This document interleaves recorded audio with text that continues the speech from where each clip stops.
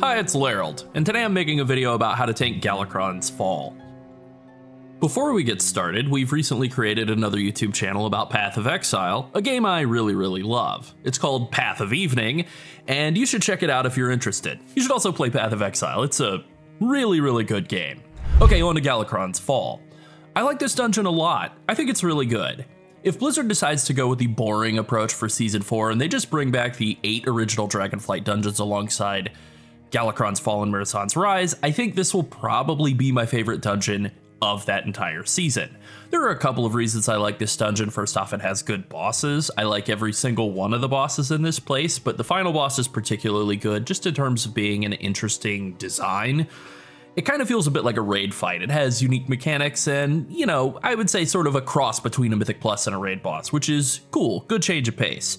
Outside of the bosses, the trash in this dungeon is also actually pretty decent as well. There are some important spell casts in this place, but there aren't a ton. That means that once again, Paladin and Demon Hunter's massive advantage over the other 4 tanks is reduced, and what a shock, that tends to line up with the dungeons that are the most fun to me. Llarold, Galakrond's Fall. I understand that Blizzard wants their content to challenge players in different ways so that everything doesn't feel the same all the time, and that means you have to make some dungeons that have more caster mobs than others. Totally fine, but a lot of the time Blizzard's approach to increasing difficulty is just to put a ton of casters into every single pull, and that is annoying. It's a really simple formula. Interrupting tons of spells is not that fun. Living through lots of damage is fun. This dungeon is the latter, so it's good and fun. Now for the usual disclaimer before I walk through the route, my goal is to talk about what I do to maximize the group's chances of finishing a dungeon easily and relatively quickly, and limit the possibility for other players to make mistakes. This is specifically oriented toward pug groups, and it is definitely not the most efficient route possible, which is fine. You can pull more aggressively if your group is up to it, but with that being said, the route should be fine all the way from a +2 up to about a 24 or a 25. For higher level keys, I would be more aggressive throughout the entire dungeon, probably have like some planned invisibility pots and just a level of coordination that you're not going to get in keys in the 2 to like 24, 25 range. And here is my MDT route for this dungeon. It's on the screen right now. I'll put a pastebin link to copy the import string into your MDT in the pinned comment, and I once again recommend using MDT, it's a great add-on. Now the first thing you'll notice is that we are way over % on this dungeon, and that's because there are 2 potential skips that I'll cover once we get to them. It's very easy to perfect 100% this dungeon if you have a rogue or use invis pots. The rogue skip is super easy. I think the latter is asking too much for most pug groups. I start off with a big pull at the very beginning of the dungeon. I drag the 3 guys up at the top of the stairs to the group down and to the right. I also grab the big guys at the top of the ramp down to the boss, and we Bloodlust. So that between the 3 guys on the stairs, the 4 mobs in that first pull on the right, the 2 big guys at the top of the ramp, and then the 1 patrol between the 2 big guys is 10 mobs. So it's a bit of a big pull. If it's a bolstering week, I won't bring in the big guys because bolstering them 8-9 times makes them pretty deadly, but otherwise I do bring them in. We burn all of this down, then we chain into the next pull down the stairs in front of the first boss. Again, for higher level keys, if you're really trying to push it, I think dragging the trash into the boss is the right move, but I tend not to do that for pugs, just want to prevent any chances of anybody dying. In these first pulls, I try to CC the time slicers when they are slicing so that they don't kill anybody, and I interrupt the Chronomancer's Chrono Melt because it applies a massive -haste debuff, and that is a DPS loss, we can't be having that. Once we kill the first boss, we move on to the hardest part of the dungeon, the second boss room. It has tons and tons of trash and the little leashes around the sides of the room. As I understand it, they spawn random ground targeted swirlies that players have to dodge out of while they're alive, so you want to be ready for that the entire time that you're in this zone. The most dangerous mobs in this section are the coalesced times. There are 2 of them, they're big boys, they're not crowd controllable, and they like to cast infinite bolt volley, so I focus and interrupt those casts. The time stream anomalies, aka the dogs, will cast Untwist on you, and that deals spell damage in a frontal cone.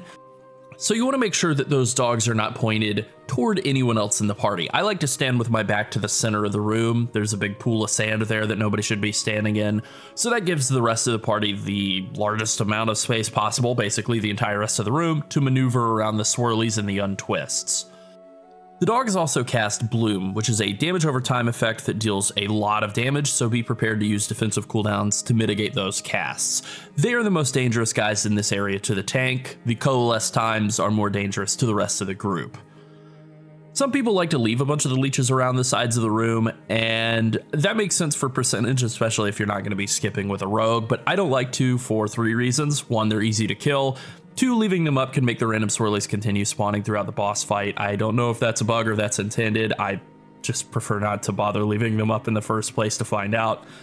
And 3, I don't want to give anybody the chance to accidentally tab and like pull one randomly during the boss, and then now we have a Sanguine or something under the boss. I just don't even want to deal with it. It does waste a little bit of time, but it's not that much. You can leave some of the leeches up if you don't want to overpull, and you don't have a rogue, or you won't be doing an invis pot skip after the 3rd boss. Again, I really don't think it saves you much time, but if you don't need them, you don't need them. After the 2nd boss, we move to the 3rd boss's room. Before we do, we have to pass through a connecting hallway, and if you have a warlock and you're not doing the rogue skip later, you can skip the infinite infiltrator here. Technically speaking, it's possible to skip it even without a warlock. You just have to have everyone mount up at the same time and all ride forward, because this guy kind of flies down slowly and doesn't activate for a few seconds. So if everybody moves together, you can just ride past. But that's usually pretty hard to pull off in a pug, whereas having a warlock set a gateway over to the right side and just sort of teleporting around it, a lot easier. This isn't really a complex mob, it's basically just a big bag of meat that pulses a ton of damage, but it is a big bag of meat that pulses a ton of damage, so not having to deal with him is good if that's possible.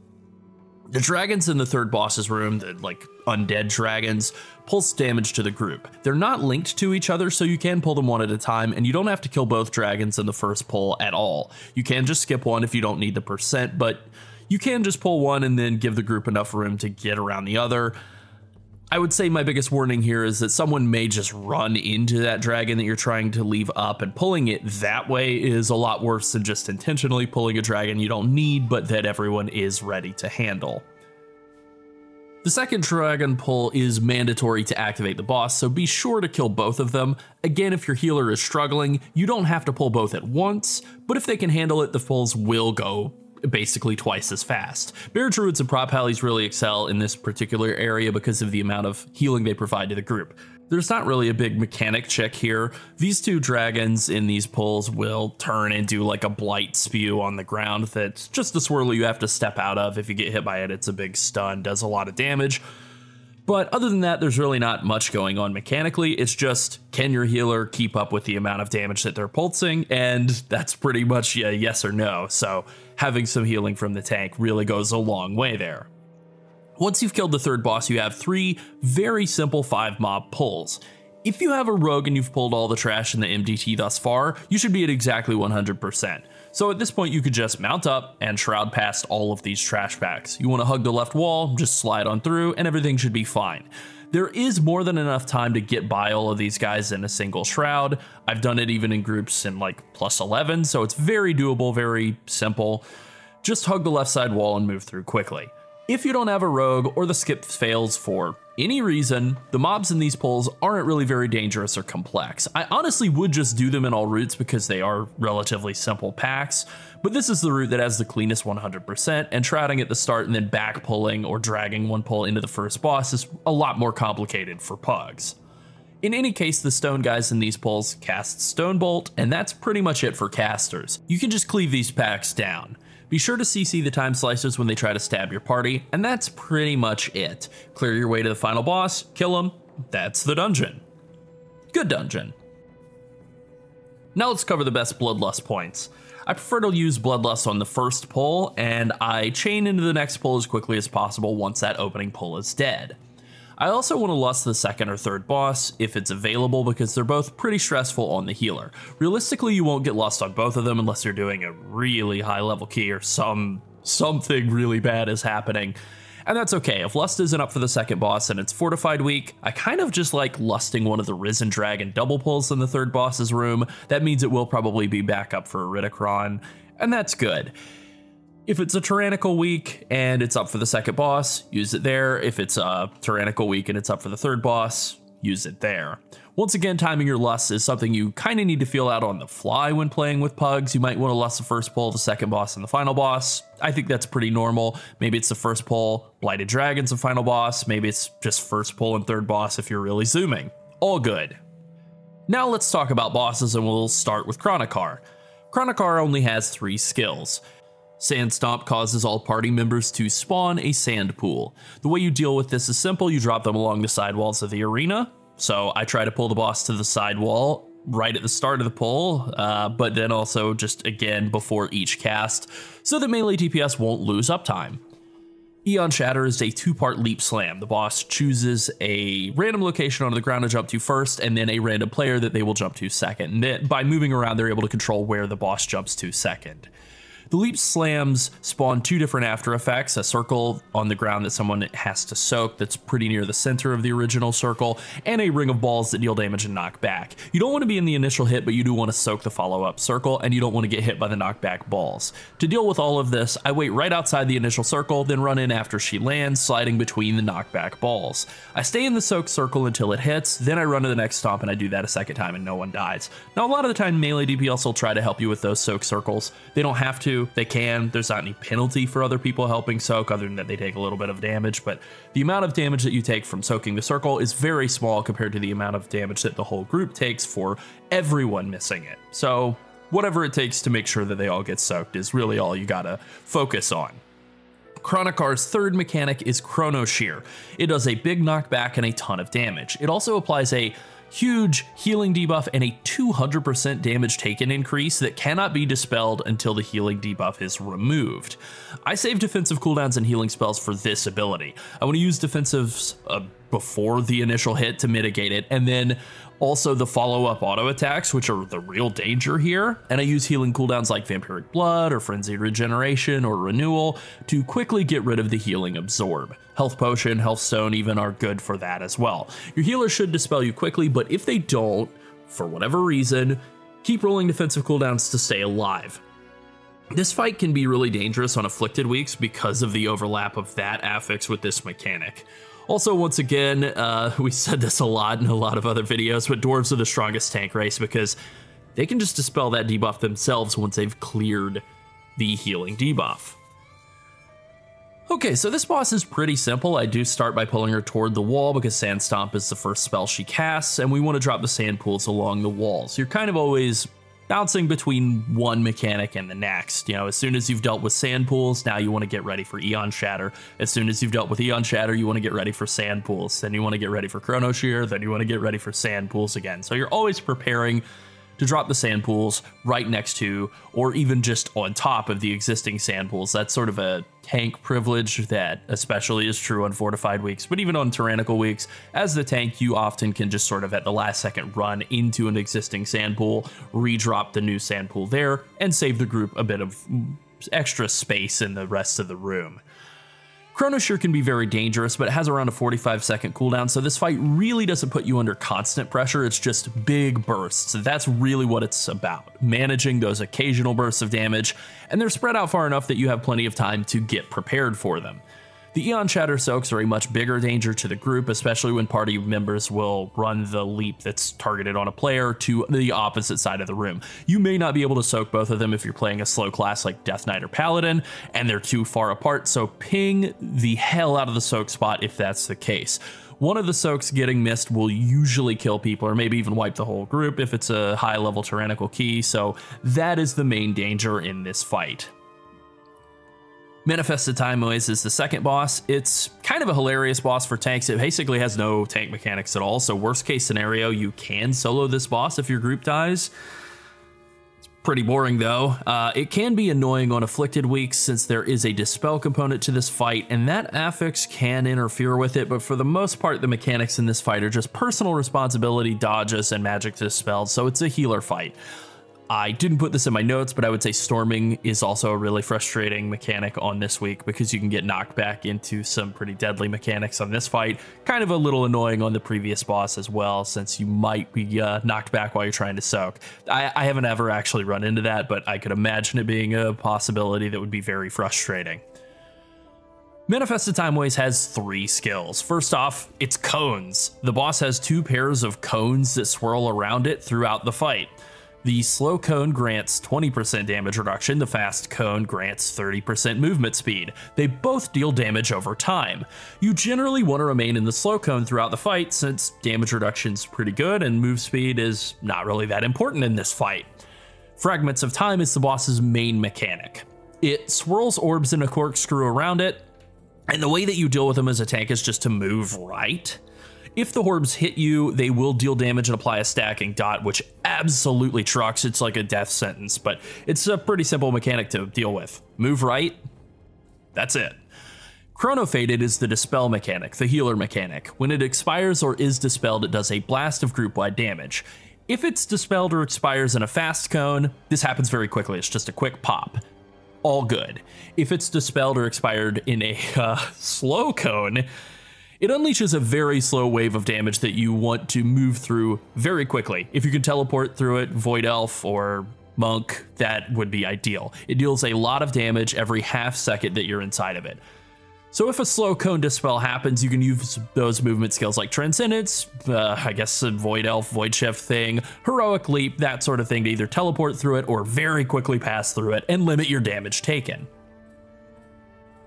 This fight has a lot of movement, but it's all really simple movement. You just walk right, that's pretty much it. You do move constantly though, so Paladins hate this fight, Blood DKs don't love it, and most healers really hate this fight as well. I think it's fine for Resto Druids, they can do a lot of healing while moving, but most other healers really don't like this fight because it requires constant healing and constant movement and regular dispels, and all of those just don't go very well together.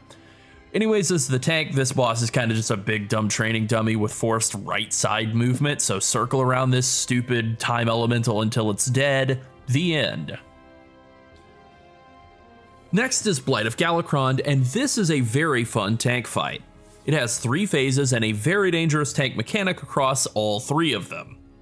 Positioning the boss correctly and minimizing its movement is really, really important in this fight.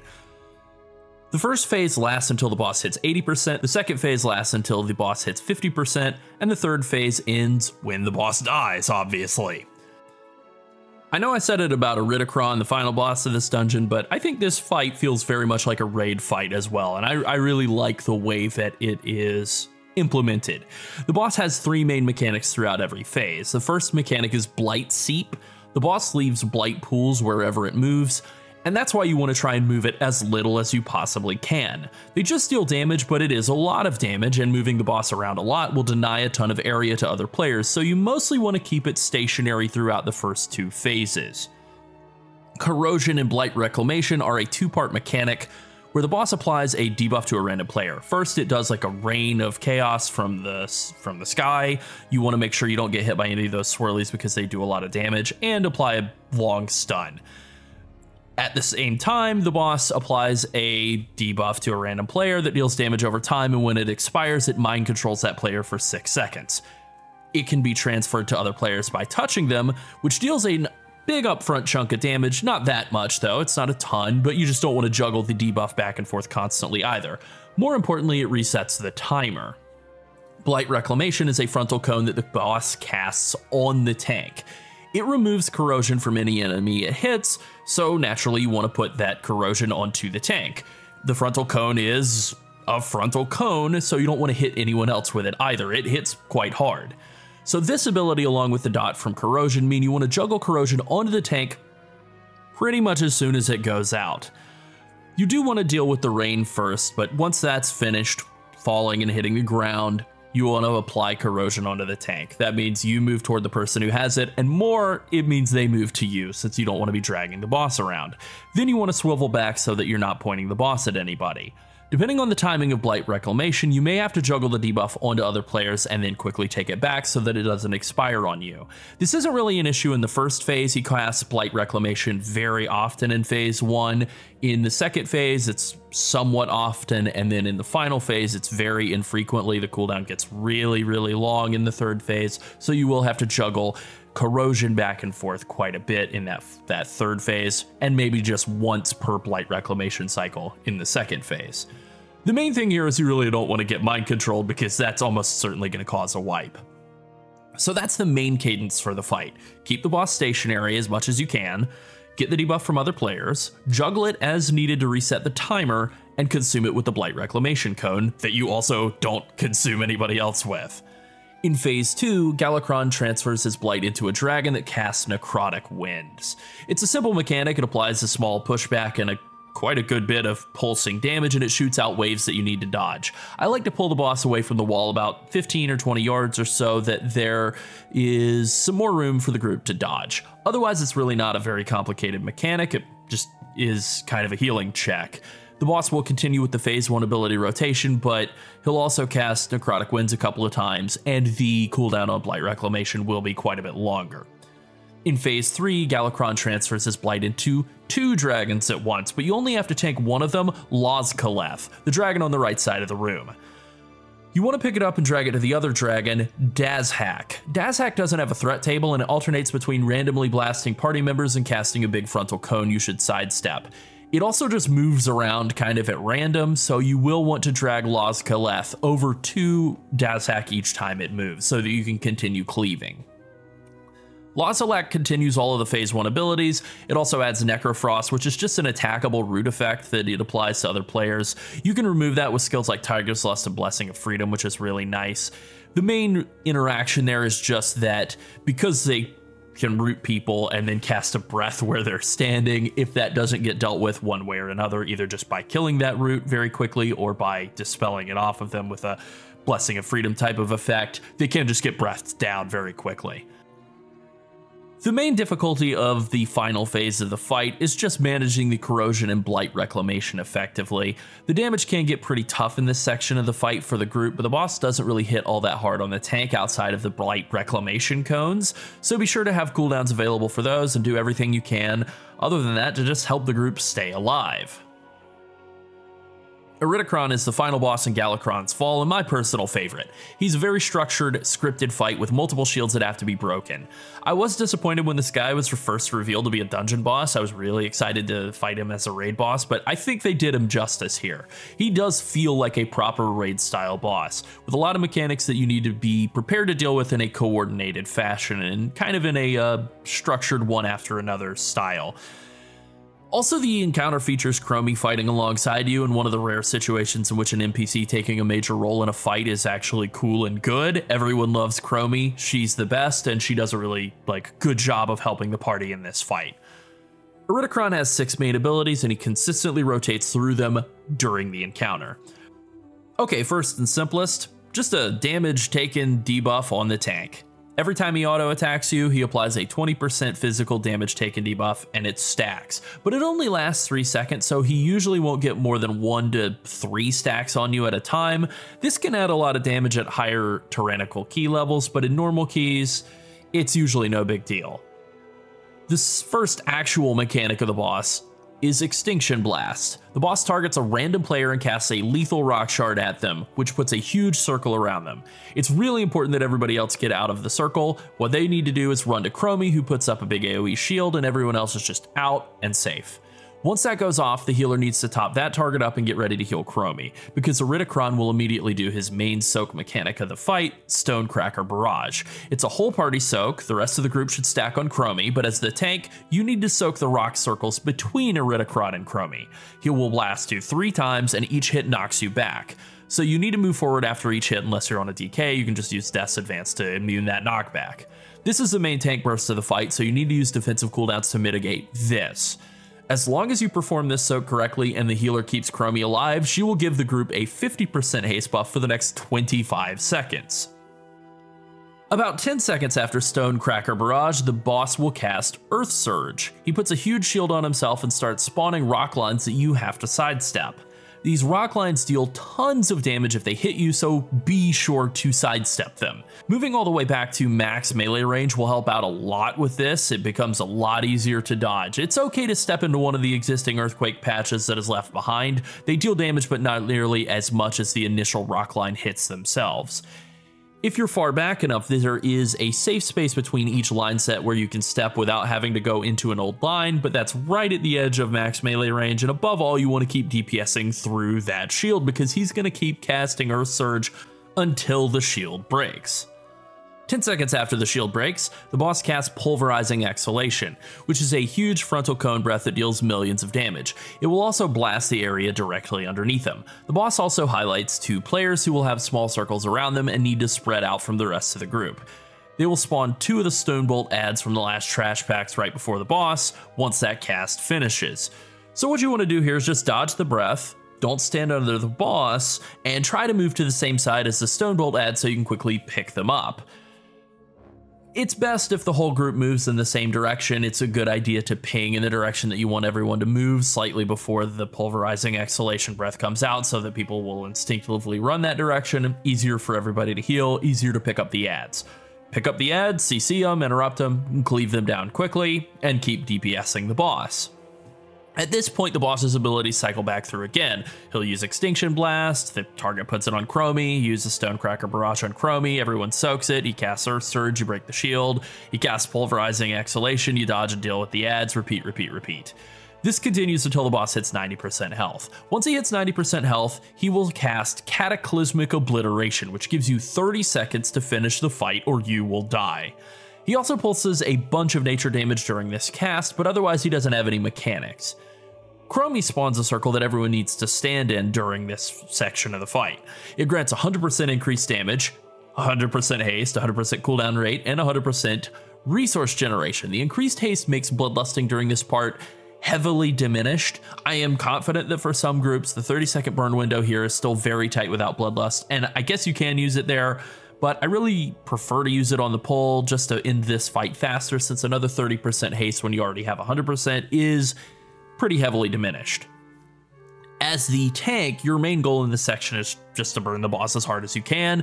You should use group cooldowns like Rallying Cry and Anti-Magic Zone if you have them available, but they are better off used on mechanics like Stonecracker Barrage. Once you get the hang of this fight, it's really pretty simple. It's 4 mechanics all in a set order with no overlap, and then a final fatal burn phase. Not that complicated. He hits hard, and the penalty for failure on any of the mechanics is usually death, so I wouldn't say that it's easy. It's definitely very punishing, but relatively simple once you get the hang of the dance of the fight. And it is a good fight. Alright, and that's Galakrond's Fall. Like I said before, it's a really good dungeon, and I really like it.